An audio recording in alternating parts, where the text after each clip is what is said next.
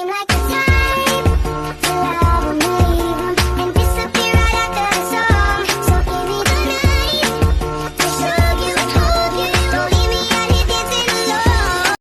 Assalamualaikum warahmatullahi wabarakatuh. Perkenalkan, nama saya Delia Fitriani dengan NIM 2213040091 akan menjelaskan materi mengenai etika dan manajemen Nabi Muhammad SAW. Baik, untuk memulai materi tersebut, kita harus mengetahui apa itu etika Nabi Muhammad SAW. Jadi, etika Nabi Muhammad SAW adalah prinsip-prinsip moral atau akhlak mulia beliau yang terapkan dalam kehidupan sehari-hari, termasuk dalam berinteraksi sosial dan berbisnis. Jadi, etika ini meliputi sifat-sifat seperti kejujuran, amanah, kesabaran, dan kasih sayang, rendah hati, dan keadilan. Jadi, Nabi Muhammad SAW dikenal sebagai kepribadian yang sangat jujur, penyabar, dan penuh kasih sayang, selalu menjaga hak-hak orang lain dan menghormati setiap individu dalam pergaulan maupun bisnis. Dalam konteks bisnis, etika Nabi Muhammad SAW menekankan kejujuran dalam menjual barang, larangan menipu, tidak menggunakan sesuatu yang berlebihan untuk menaikkan penjualan, dan memastikan adanya kesepakatan bersama antara penjual dan pembeli. Jadi, semua transaksi harus dilakukan secara adil, transparan, tanpa ada paksaan. Selanjutnya mengenai manajemen pemasaran Nabi Muhammad SAW. Dapat kita ketahui sebagai penerapan prinsip-prinsip etika tersebut dalam aktivitas pemasaran dan perdagangan, beliau mengelola bisnis dengan profesionalisme, dengan menjaga kualitas produk dan penetapan harga yang adil, melayani pelanggan dengan baik, dan menggunakan hubungan yang kuat serta saling percaya dengan para konsumen. Strategi pemasaran beliau juga mencakup pelayanan yang ramah, komunikasi yang efektif, dan menjaga keberkahan dalam setiap interaksi bisnis itu sendiri. Dapat kita simpulkan, etika dan manajemen pemasaran Nabi Muhammad SAW itu adalah interaksi nilai moral Islam dengan praktis bisnis yang profesional dan berorientasi pada keadilan serta kepuasan pelanggan yang menjadi teladan utama dalam bisnis Islami atau bisnis Islam itu sendiri. Hal lain yang tercakup dalam strategi hal yang tercakup dalam sebuah strategi yang di dalamnya terdapat proses yang pertama yaitu segmenting, targeting, dan positioning.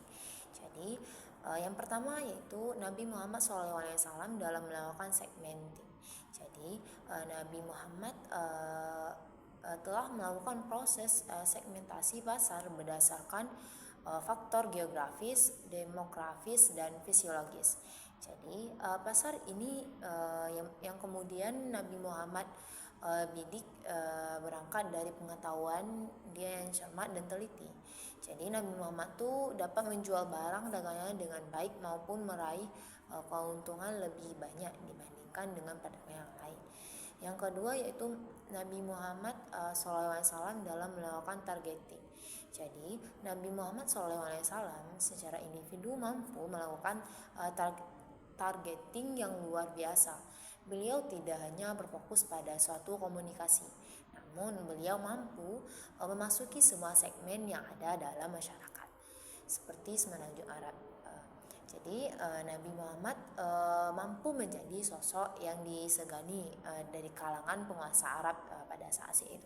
Jadi semua ucapan dan perbuatannya selalu diteladani dan dijadikan contoh bagi orang lain.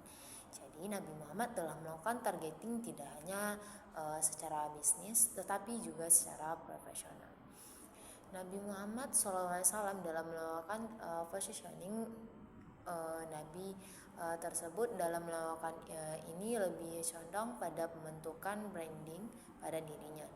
Ini dikarenakan pada masa itu positioning bukan pada produk, maka merek belum digunakan seperti yang lazim pada saat sekarang ini. Eh, Sosok kejujuran kembali menjadi positioning Nabi Muhammad SAW. Beliau tidak pernah memberikan kesempatan pelanggan untuk mengeluh. Ia selalu menepati janji dan mengantarkan barang dagangan barang yang kualitasnya telah disepakati kedua belah pihak tepat pada waktunya. Sekian, Assalamualaikum warahmatullahi wabarakatuh. Baik, saya akan melanjutkan materi mengenai etika manajemen perdagangan profesional Nabi Muhammad SAW. Jadi, dalam konteks bisnis, sifat-sifat tersebut menjadi dasar dalam setiap aktivitas bisnis beliau yang kemudian menjadi sikap dasar manusiawi. Hal yang mendukung tentang keberhasilannya yang pertama yaitu sidik. Sidik berarti jujur atau benar. Jadi dalam menjalankan bisnis, Nabi Muhammad selalu menjunjung kejujuran dan meyakini betul bahwa membohongi para pelanggan sama dengan mengkhianati mereka. Yang kedua yaitu amanah. Amanah berarti dapat dipercaya. Jadi dalam konteks ini amanah adalah tidak mengurangi atau menambahkan sesuatu dari yang seharusnya atau yang telah disepakati.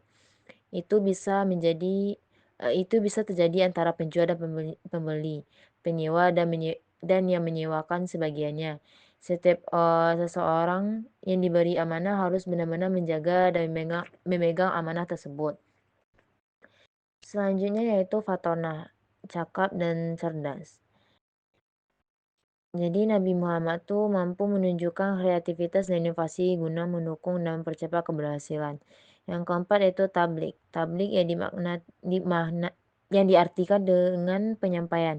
Jadi dalam konteks bisnis, pemahaman tablik bisa mencakup argumen dan komunikasi.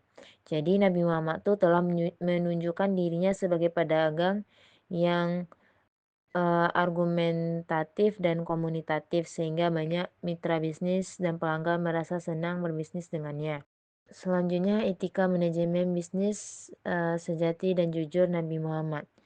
Yang pertama yaitu selalu mengedepankan kejujuran, yang kedua sukarela, yang ketiga tidak menipu, yang keempat tidak menimbun barang, yang kelima tidak melakukan monopoli, yang keenam tidak pernah menjatuhkan bisnis para pesaing, yang ketujuh bersih dari praktik dan riba. Sekian, Assalamualaikum warahmatullahi wabarakatuh.